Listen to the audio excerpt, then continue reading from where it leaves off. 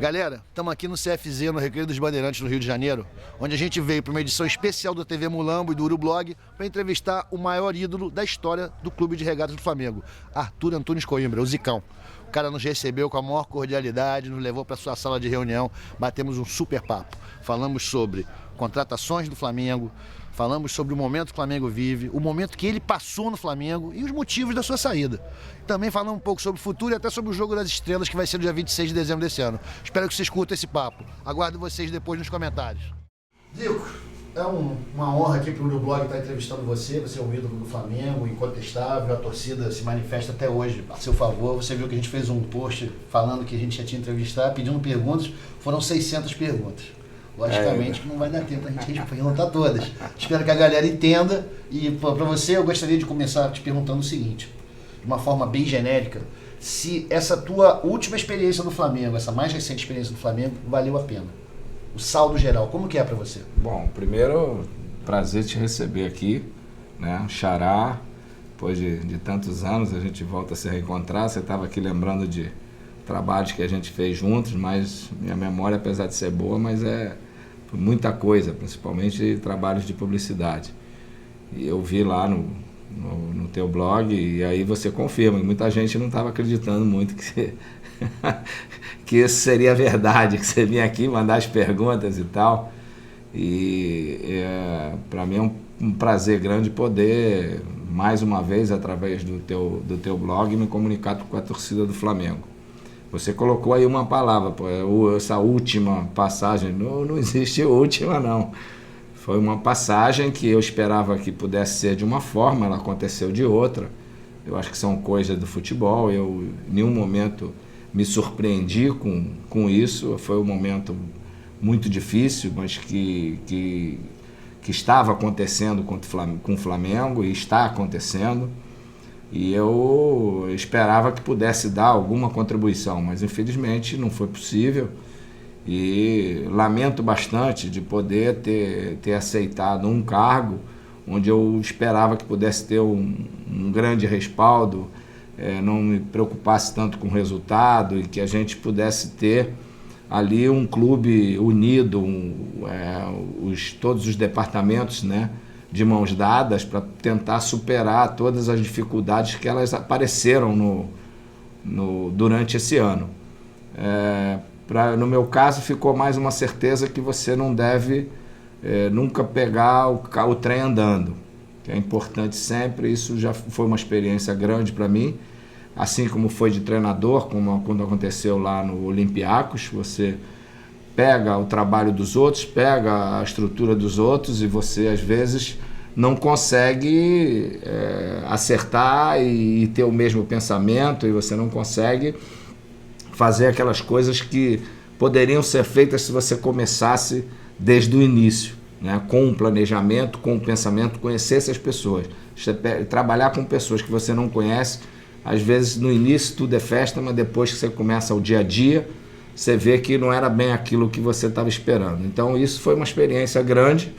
Conheci mais de perto os bastidores do Flamengo, como funciona, porque sempre a minha época, sempre, apesar de ser um jogador interessado pelas coisas do clube, mas a gente tem que estar preocupado em manter uma melhor condição física para chegar dentro do campo e apresentar bem. Então você não pode estar muito ligado a muitas coisas que aconteciam. Eu só conversava com dirigentes, com supervisores, presidentes, mas agora, estando ali mais de perto, eu pude ver que para fazer alguma coisa, alguma mudança, só no cargo maior.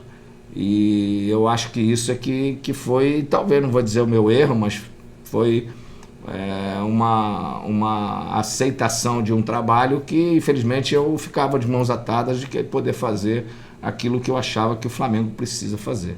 As mudanças que são necessárias para serem feitas no Flamengo, elas não... Quem for para aquele cargo não vai conseguir fazer, independente de resultado, pode ser campeão ou não. O Márcio Braga, que tem talvez seja um presidente com o maior número de títulos, teve várias passagens, o projeto de campanha dele foi justamente poder profissionalizar o futebol, e ele não conseguiu. Então eu acho que isso é que é, a meu ver, o grande entrave para quem está naquela função, para a função que basicamente eu fui convidado, que é a questão, vai dar autonomia para fazer no futebol, para ter independência do futebol e tal, mas você não tem independência. Se você não tiver controle jurídico, controle financeiro, para poder dar as cartas, não adianta, você não tem como, você fica de mãos atadas, você vai ter que pedir a benção a alguém, você precisa ter, com licença, será que eu posso fazer isso? Será que eu não posso fazer isso? Quer dizer, você não tem uma visão de total orçamento do clube. E o futebol não é só o futebol. Você não sabe para onde vão as verbas que são destinadas, a sua grande maioria, para o futebol. Então, futebol, você fica ali, tal, pode isso, não pode aquilo, posso comprar uma lâmpada? Aí, quando vem a resposta que pode comprar uma lâmpada, já queimaram outras 5. Então, eu acho que esse é o entrave. O futebol precisa ser independente. O futebol precisa ter seus profissionais remunerados, dando resultado ou não, seja o seu executivo lá remunerado, olha, é assim, tem que ser assim, tal, e ele é que vai manejar aquilo tudo. E o clube na outra parte.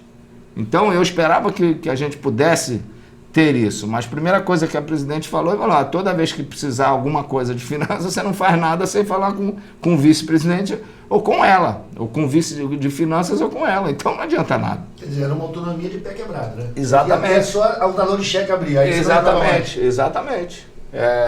E a gente, por exemplo, eu ficava no clube lá de 9 às 6 horas, eu ainda teria que ficar ali de 7 até as 10 da noite, porque é a hora que o vice de finanças chegava.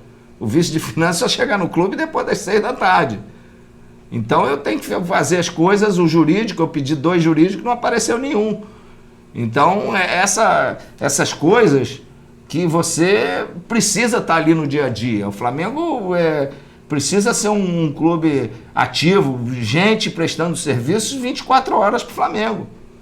Então, o cara que tem o trabalho dele, é até compreensível, ele não pode dar plantão no Flamengo em todo o horário de trabalho. A gente dá no plantão, e aí a gente tem que ficar mais tarde para esperar eles chegarem para a gente poder tentar resolver algumas coisas. Então, nós tivemos vários problemas de contratações, às vezes de você tá pensando uma coisa, o outro vai lá e já noticia. Já fala na tua frente quem é o cara. Você está na autonomia, você botou um cara lá para falar, por que o outro tem que falar de concentração? Porque ele é vice-presidente disso ou vice-presidente daquilo? Não tem que falar ninguém. Se você botou uma pessoa lá, essa pessoa que é responsável. Então nós tivemos 1000 confusões, até mesmo a presidente, falando para jornalista da questão do Filipão. E o Filipão não veio. E foi assim com o caso do Gilberto Silva e tantos outros que foram aparecer. O Flamengo contratou todo mundo. E muita gente usou o Flamengo para ir para outros lugares.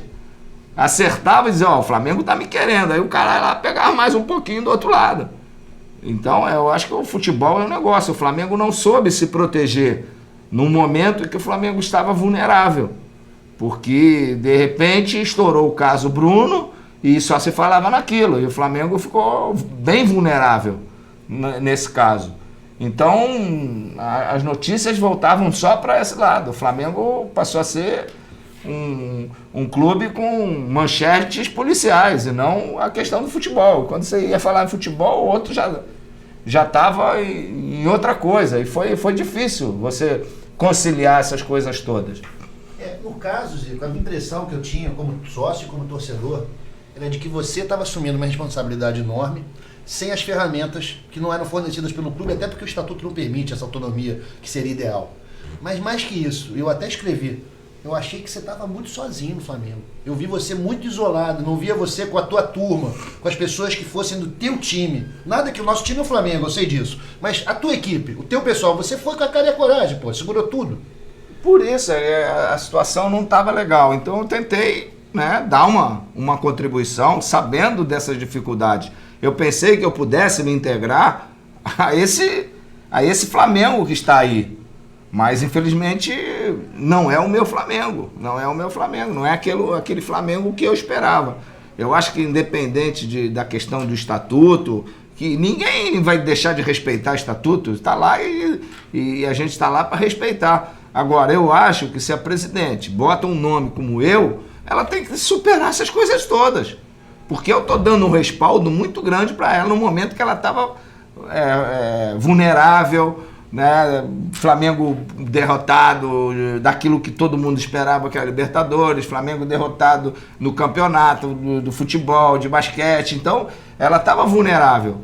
Aí me chamou, eu aceitei para servir de escudo. Então ela tinha que me dar um respaldo em outras áreas. Olha, aqui agora eu estou mais tranquilo, vou respirar, vou cuidar de outras coisas. Não, mas ela continuou entrando lá.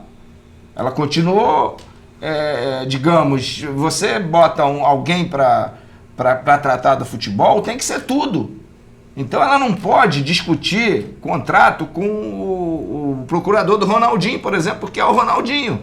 Para ela discutir com o Ronaldinho, tem que discutir também com o procurador do Vinícius, que é o quarto ou terceiro goleiro reserva. É aquela coisa de você adotar uma linha de, por exemplo, vai receber o Borja, o Correia, vai numa salinha de imprensa, vai receber o David e o Diogo, vai lá no auditório do Flamengo, você está mexendo com emoção, com o sentimento do jogador. Tem que ter um lugar só para todo mundo, seja ele o David, seja ele o Borja, o Correia, o Renato e tal, porque o jogador sente, aquele lá tá mais valorizado. Você corre o risco de depois, o cara, aquele lá tá ganhando mais, ele vai correr para ele que corra. Então, essa sensibilidade de futebol, de equipe, que eu achava que ela, por ter trabalhado no basquete, poderia ter. E ela não passava isso. Ou não sei se assessores, hoje chegavam nela, hoje é dia. O David você tem que estar lá, o Renato você tem que estar lá. O Borja lá, não precisa estar lá não, entendeu? Então eu acho que quem comanda tem que ter essa sensibilidade. De saber que você que está no dia a dia ali com a equipe de trabalho, quem está lá em cima aparece só no momento da boa.